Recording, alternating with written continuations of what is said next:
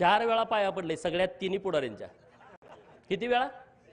जयंत पाटील वाटतंय ना 4 वेळा लाचार झाले. पाटलाचं कालचं सभागृहातलं भाषण ऐकलं का? 2019ला देवाभाऊंना पुन्हा येईन ह्याच्यावरती असा डिवचत होता का नाही? आणि काल स्वतःसारखा मो 4 वेळा पाया पडले सगळ्यात तिन्ही पुढाऱ्यांच्या. किती वेळा? जयंत पाटील वाटतंय ना 4 वेळा लाचार झाले. मोहिते किरकोळ आहे हो, किरकोळ म्हणजे तुम्हाला माहित आहे किरकोळ झालंय ते, पूर्वीसारखी परिस्थिती नाही.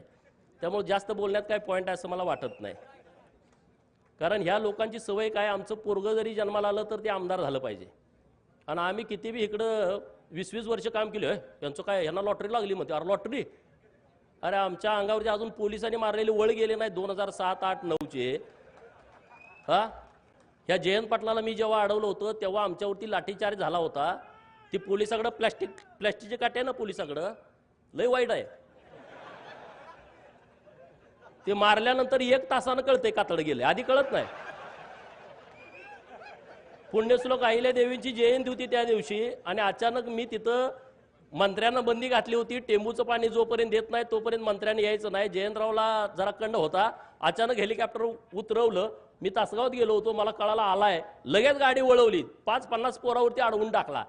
अडवला का पोलिसांनी लाठीचार्ज केला. लाठीचार्ज केला आणि परत आम्ही त्या जयंतीच्या कार्यक्रमाला गेलो किडेबिस्री तालुका सांगोल्याला. आणि तिथं कोंबडवाडी म्हणून गाव आहे, तिथं गेल्यावर चंचानाय लागलं, तवर कळालं नव्हतं. अरे सगळ्यांना म्हटलं बघा काय काय झालं, पॅन्टावर केल्या तर कातडच नाही, सगळं रगात.